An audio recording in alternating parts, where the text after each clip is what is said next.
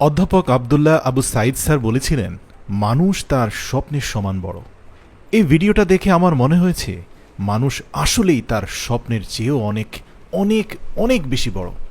এই দুজন যুবক, একজনের নাম হচ্ছে টোফু, আরেকজনের নাম হচ্ছে মৌফু, টানা ১০০ দিন কঠোর পরিশ্রম করে মাটি খুঁড়ে এক স্বপ্নীল জগৎ বানিয়েছেন। এরকম কিছু শুধু আমরা স্বপ্নই দেখতে পারি, আর সকালে ঘুম থেকে ওঠার সাথে সাথে যে স্বপ্নটা ভেঙে যায়।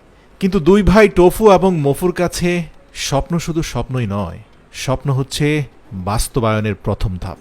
বিশ্বাস করুন, তারা যা করে দেখিয়েছে, এই পুরো ভিডিওটা দেখার পরে কিছু সময়ের জন্য আপনি নিজেকে অনেক বেশি পরিমাণে আত্মবিশ্বাসী ভাবতে থাকবেন। অলসতা কমে গিয়ে আপনার মধ্যে কর্মস্পৃহা তৈরি হবে। ভয় এবং আতঙ্ক কাটিয়ে নিজেকে আত্মবিশ্বাসী করতে চাইলে আমি অনুরোধ করব কয়েকটা মিনিট সময় নিয়ে ভিডিওটা দেখুন। আপনারা ইতিমধ্যে দেখতে পেয়েছেন বড় তাল গাছের উপরে তাল ধরার ডালগুলোকে কেটে সেখান থেকে এক বিশেষ ড্রিঙ্ক বা এক ধরনের রস বের হয়, যেটা মানব শরীরের জন্য খুবই উপকারী, তাৎক্ষণিকভাবে মানুষকে অত্যন্ত শক্তিশালী করে তোলে। প্রাকৃতিক বাঁশের গ্লাসের মধ্যে সেই রস সংরক্ষণ করে দুই ভাই পেট ভরে সেই রস পান করল।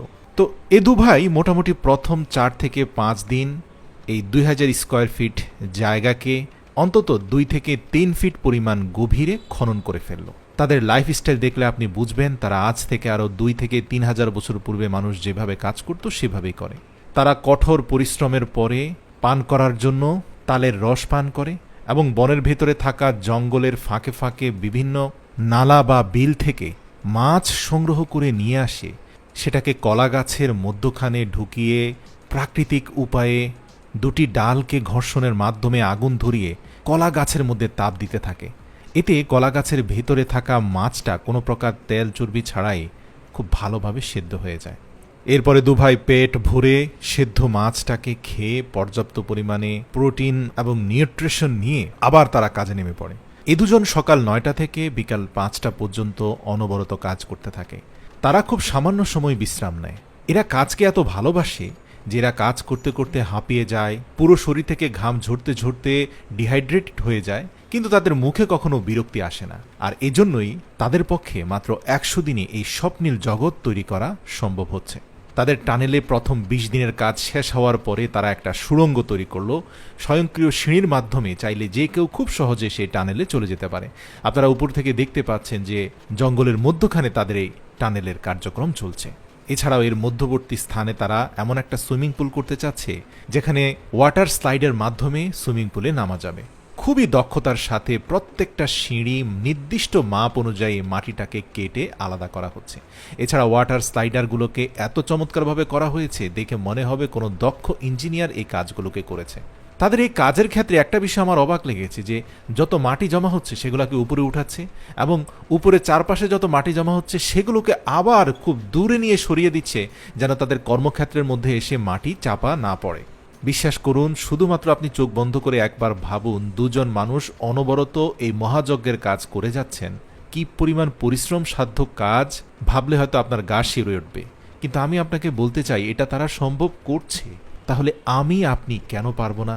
প্রিয় দর্শক, দেখতে দেখতে প্রথম ৬০ দিন অর্থাৎ টানা ২ মাস পরিশ্রমের পরে তাদের মূল কাঠামোটার প্রায় ৮০ ভাগই শেষ হওয়ার পথে।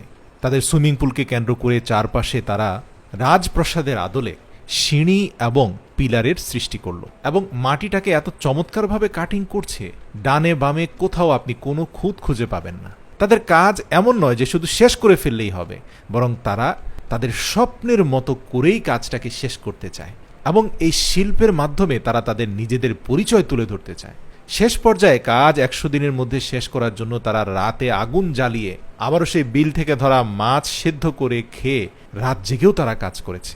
প্রিয় দর্শক, থাইল্যান্ডের জঙ্গলে কিছু কিছু স্থানে আপনি দেখতে পাবেন এমন অনেক মাটি আছে যে মাটিগুলো অনেকটা সিমেন্টের মতো শক্তিশালী হয়। এই মাটিগুলো আপনি যদি খুব ভালোভাবে গুঁড়ো করে এগুলোর সাথে আপনি পানি মিশাতে পারেন তাহলে সেগুলো কিন্তু সিমেন্টের মতো যে কোনো জায়গায় আপনি প্লাস্টারের কাজে ব্যবহার করতে পারেন। তবে শর্ত হচ্ছে খুব ভালোভাবে গুঁড়ো করতে হবে। তাদের আন্ডারগ্রাউন্ড টানেল হাউসটার মূল কাঠামো সম্পন্ন হয়ে যাওয়ার পরে স্লিপার থেকে শুরু করে সুইমিং পুলের ফ্লোর, সিঁড়ি সব কিছু প্লাস্টারের জন্য তারা এই ন্যাচারাল সিমেন্টের ব্যবহার করছে।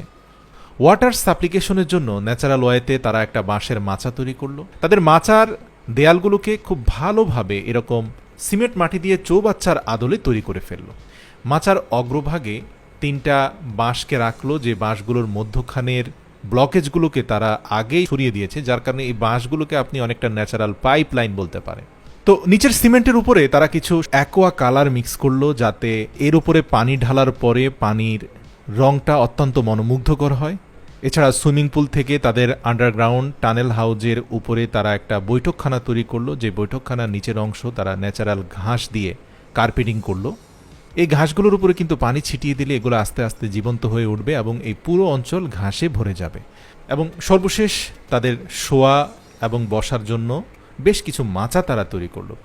সর্বশেষ 95তম দিনে আমরা দেখতে পেলাম যে তারা তাদের তৈরি করা আন্ডারগ্রাউন্ড টানেল হাউজের নিচে যত ময়লা আবর্জনা আছে সব পরিষ্কার করে এরপরে তারা অনেক উঁচুতে থাকা সেই পাহাড়ি ঝর্ণা থেকে বাঁশের মাধ্যমে একটার সাথে আরেকটা বাঁশকে সংযুক্ত করে তাদের সেই চৌবাচ্চা পর্যন্ত তারা নিয়ে গেল এবং পাহাড়ি ঝর্ণার পানি তাদের এই আন্ডারগ্রাউন্ড টানেলে এসে পড়তে লাগলো।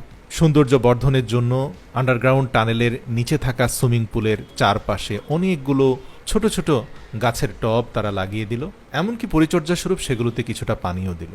কাজ শেষ করে দুভাই এবার দীর্ঘ 100 দিন পরে একটু বিশ্রামের জন্য বিছানায় পিঠ দিল। মোটামুটি ঘুমের মধ্যে 2-3 ঘন্টা কেটে যাওয়ার পরে ঘুম থেকে উঠেই তারা দেখতে পেল তাদের সুইমিং পুলে ভরপুর পানি হয়ে গিয়েছে।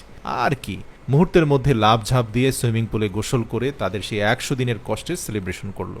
এই আনন্দ আসলে তাদেরই প্রাপ্য, এটা তাদেরই অর্জন। দেখবেন আপনি আপনার জীবনে যে কোনো ধরনের কষ্টার্জিত ফলাফল যখন আপনি হাতের কাছে পাবেন, যেটা আপনি কঠোর পরিশ্রম করে অর্জন করেছেন, এখন এই টানেল হাউজে আপনি আমি গিয়ে গোসল করলে এত মজা পাবো না যতটা তারা পাচ্ছে। আপনারা দেখতে পাচ্ছেন গোসল শেষ করে কি প্রশান্তির সাথে তারা তাদের সেই সেলিব্রেশনের ড্রিঙ্ক তারা উপভোগ করছে এবং পাহাড়ি ঝর্ণার পানি যেটা চৌবাচ্চা হয়ে তাদের সুইমিং পুলে পড়ছে সেটা তারা পান করছে। প্রিয় দর্শক, ভিডিওটি ভালো লাগলে অবশ্যই শেয়ার করবেন এবং এরকম অনুপ্রেরণামূলক ভিডিও দেখতে চাইলে অবশ্যই আমাদের কমেন্ট করে জানাবেন।